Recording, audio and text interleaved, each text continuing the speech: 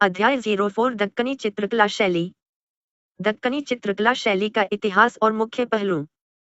काल सीमा 16वीं शताब्दी के अंत से 17वीं शताब्दी के अंत तक इसका इतिहास देखा जा सकता है, जब मुगलों ने दक्कन पर आधिपत्य स्थापित किया। प्रभाव 19वीं शताब्दी तक असफिया राजवंश, प्रांतीय राज्य के राजाओं, नवाबों और हैदराबाद के निजाम के अधीन कई शासकों के काल में इसका प्रभाव देखा गया। उद्गम इसे लंबे समय तक इंडो पर्शियन शैली समझा गया। इसका उद्गम सफाविद, फारसी, तुर्की चित्रकला शैली और मुगल चित्रकला से जुड़ा हुआ माना गया। स्वतंत्र पहचान। कला इतिहासकारों ने इसे एक स्वतंत्र चित्रकला शैली के रूप में पूरी तरह से स्वीकार नहीं किया। राजाओं का योगदान। दक्कन के कई शासकों ने इस शैली को संरक्षण प्रदान किया। उन्होंने चित्रकारों को बहाल किया और उनकी संवेदनशीलता को बढ़ावा देते हुए शासकीय आवश्यकताओं के अनुसार चित्रण करवाए। चित्रण विषय। मानवाकृति, ऐतिहासिक और धार्मिक आकृतियों का चित्रण इस शैली में प्रमुख था। मुगल चित्रकला के अतिरिक्त सफाविद और ओटोमन शैली में भी इसी प्रकार की कलात्मकता देखी जाती है। कलात्मक विशेषता। इस शैली के चित्र हूबहू चित्रण और सौंदर्य के सहज अभिव्यक्ति के लिए मशहूर थे। सांस्कृतिक और क्षेत्रीय प्रभाव। दक्षिण भारत के पठारी क्षेत्रों, विंध्य पर्वतों से दूर में सांस्कृतिक और क्षेत्रीय विशेषताओं के साथ आकर्षक और सशक्त चित्रकला का विकास हुआ। प्रमुख केंद्र बीजापुर, गोलकुंडा और अहमदनगर जैसे क्षेत्रों ने दक्कनी चित्रकला को विकसित किया। रंगों का प्रयोग। इस शैली में मधुर रंगों की तीव्रता और संयोजन का विशेष प्रभाव था। विषय वस्तु। चित्रों में प्रणय और सौंदर्य के वातावरण का चित्रण हुआ। प्रसिद्ध उदाहरण सुल्तान आदिल शाह द्वितीय तंबूरा बजाते हुए 1595-1600 फारिक बेग द्वारा निर्मित। यह चित्र राष्ट्रीय संग्रहालय, प्राग, चेक गणराज्य में स्थित है। अहमदनगर चित्रकला शैली के प्रमुख पहलू। प्रारंभिक उदाहरण। दक्कनी चित्रकला के शुरुआती उदाहरण अहमदनगर के हुसैन निग्याम शाह प्रथम 155365 के कविता संग्रह में मिलते हैं। चित्रों का मुख्य विषय। 12 विवाह के चित्रण में रंगों की भव्यता और रेखांकन की मधुरता स्पष्ट रूप से देखी जा सकती है। युवती का चित्रण। युवती का चित्रण मालवा और अहमदाबाद के प्राक मुगल चित्रकला से साम्यता रखता है। उत्तर भारतीय परंपरा में चित्रण हुआ, लेकिन अहमदनगर शैली में युवती की वेशभूषा में कुछ बदलाव हैं। चोली पहनना और लंबी चोटी के अंत में फूंदने। शरीर के इर्द गिर्द से होते हुए नितंब तक लटकते लंबे दुपट्टे का चित्रण दक्षिण भारतीय शैली से मिलता है। रंग योजना। रंग योजना उत्तर भारतीय पांडुलिपि चित्रण से अलग है। इसमें तीखी और समृद्ध रंग योजना है, जो मुगल चित्रशाला और दक्कनी चित्रकला में स्पष्ट रूप से देखी जाती है। परिदृश्य और प्रभाव। चित्रण में ऊंचा उठा हुआ वृत्ताकार क्षितिज और सुनहरे आकाश दिखाई देते हैं। ये तत्व फारसी शैली से प्रभावित हैं। दक्कन के सभी राज्यों के परिदृश्य फारसी शैली के प्रभाव में हैं। प्रसिद्ध चित्र। सिंहासन पर बैठे राजा, अहमदनगर 156569। यह चित्र भारत इतिहास संशोधक मंडल, पूना में संग्रहित है। नारी चित्रण में विशेषताएं।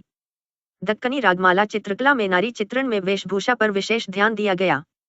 16 बालों का जोड़ा लिपाक्षी भित्ति चित्रों की तरह गर्दन पर टिका हुआ है। क्षितिज का लोप कर दिया गया है और उसकी जगह रंगहीन पृष्ठभूमि में छोटे पौधों का चित्रण किया गया है। पुरुषों की वेशभूषा। पुरुषों की वेशभूषा उत्तर भारतीय प्रभाव से मेल खाती है। लंबे नुकीले चाक वाला जामा और छोटी पगड़ी का चित्रण अकबरी लघु चित्रकारी से संबंधित है। चित्र संभवतः दिल्ली और अहमदाबाद के बीच के क्षेत्र में बने हैं। 1567 बुखारा के चित्रकारों ने दक्कनी चित्रकला पर भी प्रभाव डाला। संदर्भ के लिए बांकीपुर लाइब्रेरी, पटना में संग्रहित एक पांडुलिपि। यह चित्रण यूसुफ द्वारा हस्ताक्षरित है। 1569 गोलकुंडा का प्रभाव। इब्राहिम आदिल शाह से संबंधित चित्र संभवतः गोलकुंडा में शासन करने वाले इब्राहिम कुतुब शाह के शासनकाल 1550-80 के दौरान बने थे। चित्रों का संग्रह। पांडुलिपि में 7 लघु चित्रकारी शामिल हैं, जो पूरी तरह से बुखारा शैली में चित्रित हैं। बीजापुर चित्रकला शैली के प्रमुख पहलू। मुख्य ऐतिहासिक संदर्भ। 16वीं शताब्दी के बीजापुर के चित्रों में 1570 का नुजुम अल उलूम महत्वपूर्ण ग्रंथ है। इसमें कुल 876 लघु चित्रकारी शामिल हैं। चित्रों का विषय। चित्रों में पात्र, बर्तन, अस्त्र शस्त्र, नक्षत्र और युद्ध दृश्य शामिल हैं। नारियों का चित्रण रागमाला चित्रकला के समान लंबी और पतली आकृतियों में किया गया है। नारियों की वेशभूषा दक्षिण भारतीय शैली की है। संरक्षण करने वाले शासक अली आदिल शाह प्रथम 155880 और उनके अधिकारी इब्राहिम द्वितीय 15801627 ने बीजापुर चित्रकला शैली का संरक्षण किया। दोनों शासक कला और साहित्य प्रेमी थे। भारतीय संगीत और नौरसनामा इब्राहिम द्वितीय भारतीय संगीत के मर्मज्ञ थे और उन्होंने नौरसनामा नामक पुस्तक लिखी थी। इन्हीं के शासनकाल के दौरान संभवतः 1590 ई में रागमाला श्रृंखला प्रमाणित हुई। तुर्की प्रभाव बीजापुर चित्रकला शैली में तुर्की पांडुलिपियों से अंतरिक्ष संबंधी चित्रों में प्रभाव दिखाई देता है। भारतीय प्रभाव और लेपाक्षी शैली की झलक रागमाला चित्रों में भी देखने को मिलती है। यह ग्रंथ 1570 ई का है। इसमें सिंहासन के 7 खंडों का प्रतीकात्मक खाका चित्रित किया गया है। प्रत्येक खंड में हाथी, शेर, खजूर, तोते और आदिवासी जनजातीय लोग अंकित हैं। सिंहासन के चित्रण इस चित्र की रंग योजना इस्लामी फारसी शैली में है। विशेष रूप से सिंहासन के ऊपरी हिस्से में गहरी नीली पृष्ठभूमि पर फूल पत्तियों का चित्रण दक्कनी शैली में किया गया है। सामान्य प्रभाव और संस्कृति यह चित्रकला गुजराती पांडुलिपि शैली से प्रभावित है। इसके हाशियों में पेड़ पौधों का चित्रण भारतीय दृश्य परंपरा का हिस्सा है। योगिनी चित्रण विषय वस्तु योगिनी एक आध्यात्मिक और साधना में विश्वास करने वाली आकृति।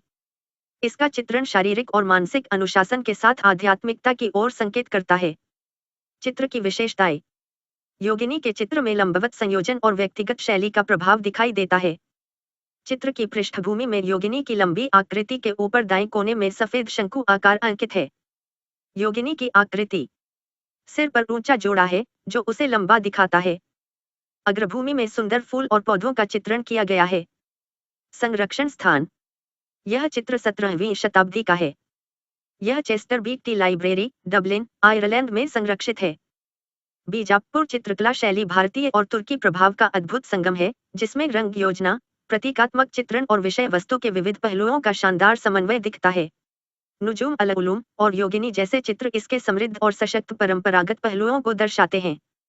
गोलकुंडा चित्रकला शैली के प्रमुख पहलू इतिहास और संदर्भ गोलकुंडा 1512 में एक स्वतंत्र राज्य के रूप में स्थापित हुआ। यह 16वीं शताब्दी के अंत तक दक्कन का सबसे समृद्ध राज्य था। इसका समृद्धि मुख्यतः समुद्र व्यापार और तांबे, सूती वस्त्रों, फारसी वस्त्र व्यापार के कारण थी। 17वीं शताब्दी में यहाँ हीरा पाया गया, जिसने व्यापार को और मजबूत किया। गोलकुंडा चित्रकला का महत्व 17वीं शताब्दी में डच व्यापारियों द्वारा सुल्तानों की छवियां यूरोप में ले जाने पर गोलकुंडा चित्रकला प्रसिद्ध हुई।